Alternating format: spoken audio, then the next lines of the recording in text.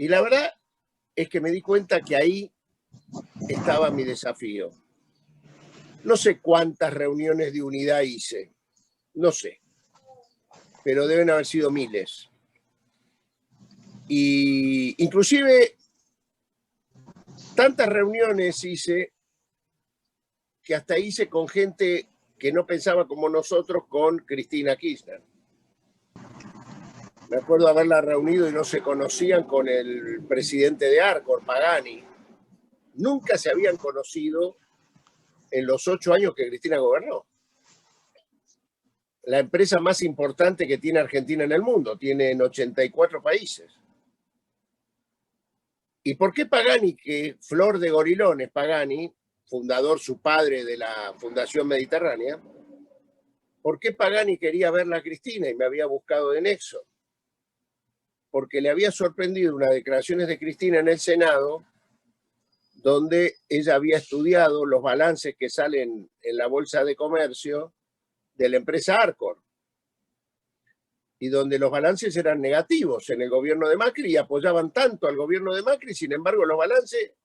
Y entonces Cristina termina su discurso diciendo, ¿no se dan cuenta que si Arcor tiene balance negativo es porque la gente no tiene ni para comprar golosinas?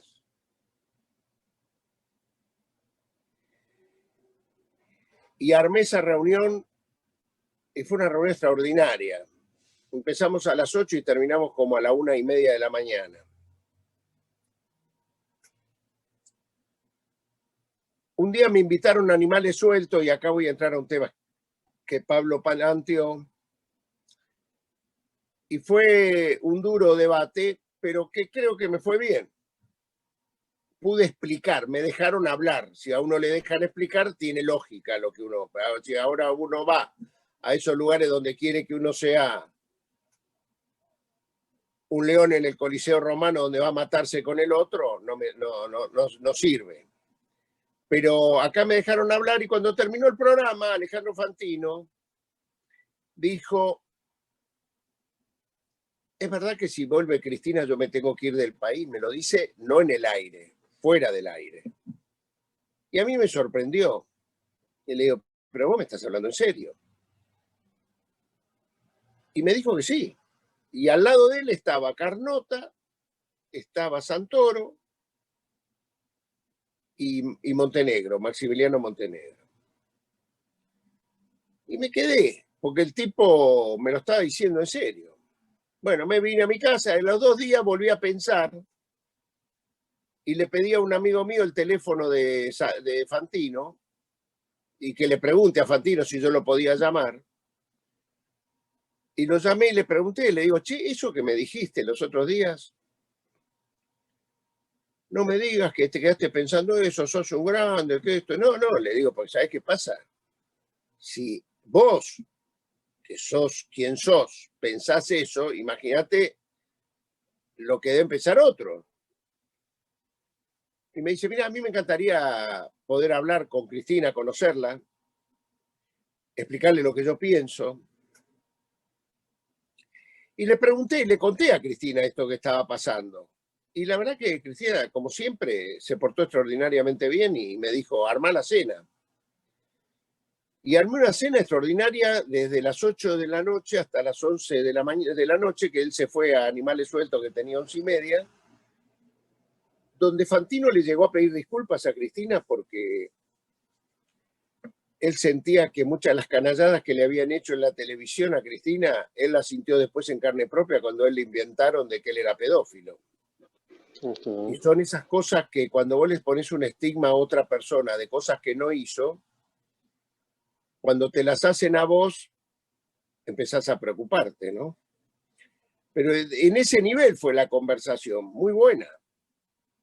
Parece que Fantino llegó muy contento a los estudios, contó que había que había conocido a esta persona, contó muy contento, lo contó al aire, después yo lo vi,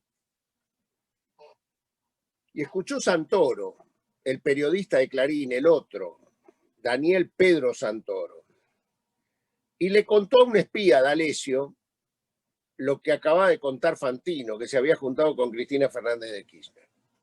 Esto era en octubre del 2018. Después, Clarín se ocupó de hacerlo público en una de esas columnas que firma Pablo de León, diciendo que se habían juntado en mi casa, que esto era. A partir de ese día me empezaron a hacer espionaje ilegal. Esto me entero cuando el doctor Ramos Padilla, en el mes de febrero, le allana la casa al espía D'Alessio y encuentra un expediente que se llama Fantino, donde está el espionaje ilegal que le hacen a Fantino, a Romina Mangel, a Maximiliano Montenegro, Eduardo Valdés. Todo el tema empieza a partir de la cena en mi casa en el mes de octubre entre Fantino y Cristina. Después aparezco espiado en otro lado, en Lomas de Zamora, por acompañar a Cristina a tribunales. O sea, lo que quiero decir es, el espionaje ilegal me lo hicieron por hacer cosas de la unidad, de tratar de acercar a gente que no piensa como nosotros con quien lidera el espacio nuestro. Me digo, ¿lo haría de vuelta? Sí, claro que lo haría de vuelta. Uno no tiene que... Me costó caro, me costó muy caro, porque la verdad esto pasó en octubre y el famoso operativo PUF, donde Schiavi y yo, Juanpi Schiavi, me habla por teléfono, es el 18 de enero. En octubre fue lo de Fantino, a partir de ahí se arma el expediente, empiezan a hacer los espionajes, según consta en el expediente, pero esto del PUF empieza el 18 de enero. Y la verdad que era todo mentira. El juez desistió, el juez, quiero contar, el juez Martínez de Giorgi, que hereda el expediente que tenía Bonadío, que sobre una denuncia de Elisa Carrió, Paulo Oliveto y Zubik, que lo hacen con un anónimo, diciendo que habría un preso que se llama Schiavi, que hablaría con todo en potencial para sacarle la causa a Stornelli de los cuadernos. El juez desiste la denuncia porque nunca hubo una prueba. Presentaron el escrito ese en potencial y nunca aportaron una prueba. Es la clave del fallo del juez.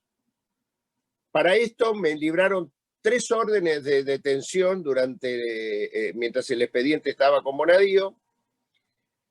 Nunca me citaron ni de testigo a conversar, porque yo el primer día que me nombraron en esto, que tuvo mucha repercusión mediática, me fui solito a tribunales sin abogado y presenté mi celular. Entregué mi celular y que vean en los chats de mi celular si yo era el líder de una banda que con los presos de Seiza intentábamos generar un operativo para sacarle al fiscal Stornelli la causa Cuaderno. Para eso puse en mi escrito, yo tendría que haber, les conté que lo de Fantino fue en octubre, esto fue en enero, pero la extorsión del espía D'Alessio al empresario Echeves empezó el 28 de diciembre. O sea que yo tendría que haberle puesto unos pesos a Stornelli para que le pida a D'Alessio que lo llame a Echeves para fingir que le van a pedir una coima. Eso se concreta el 8 de enero, 10 días antes que me hable Schiavi, se concreta el 8 de enero en el balneario CR de Cariló. Muestra la casa que le alquiló a Yabrán, a los herederos de Yabrán Stornelli, recibe la plata, la cuenta, todo armado por mí. Si yo era el jefe de querer sacar, era todo un operativo tan ridículo, que pero bueno, lo difícil es a veces cuando te condenan los medios y vos ves que no hay un papel en la justicia. Tuvo que morirse Bonadío para poder acceder al expediente. Nunca habíamos podido acceder al expediente. Es más, yo cada vez que presentaba un escrito, Bonadío me rechazaba diciendo que yo no era parte de ese expediente. Sin embargo, Lanata, Majul, Santoro en Clarín, todos decían que poco más éramos Alibaba y los 40 ladrones. Así es como se construye la falsa noticia. Bueno, eso que me hicieron a mí, ¿por qué lo cuento? Se lo quieren hacer hoy a Alberto Fernández. ustedes vieron que Alberto Fernández, que era el hombre de Clarín, el hombre de, de Mañeto, que esto, que el otro, hoy es feo, malo y sucio para los grandes medios. La Nación, Clarín, Canal 13, TN, La Nación Más. Todo es cloaca lo que sale ahí. Cloaca, cloaca, cloaca. ¿Y cuál es el delito de Alberto? No haber roto con Cristina Fernández de Kirchner. Y esa es la clave nuestra. En la medida que nosotros tengamos la unidad entre el frente de todos, nosotros vamos a poder enfrentar las cuestiones que nos demanda la sociedad. Y ya entrando un poco en lo gubernamental, debo decir que nosotros nos preparamos para muchas cosas en la vida, muchas, desde los 17 años que abrazamos la causa de la política, pero nunca nos preparamos para gobernar o administrar nuestra patria en pandemia. El que diga que lo sabía, miente. El que diga que lo sabe, también miente. El que diga, pero estoy hablando no solo de la dirigencia política, estoy hablando de los periodistas también. Ningún periodista está preparado para comunicar en pandemia. Si dicen tantas pelotudeces de un lado, como contar los muertos, contar los infectados, haciendo ahora un campeonato que Argentina va descendiendo en la tabla de posiciones por la cantidad de infectados que tiene. Pero que Alberto Fernández maneja el virus. El gobierno maneja el virus y dice, virus no infectes, y entonces el virus no infecta. No. El virus infecta porque el virus está. Y en todo caso tenemos la honestidad brutal de decir, de esto no sabemos, y como no sabemos, nos allanamos a lo que dicen los médicos, que es lo que saben. Los infectólogos, los pandemiólogos, y los infectólogos y los pandemiólogos dicen una cosa, que lo mejor para no contagiarse es mantener una distancia social obligatoria, es quedarse en casa la mayor cantidad de tiempo que uno puede, y tener el tapaboca en la cara.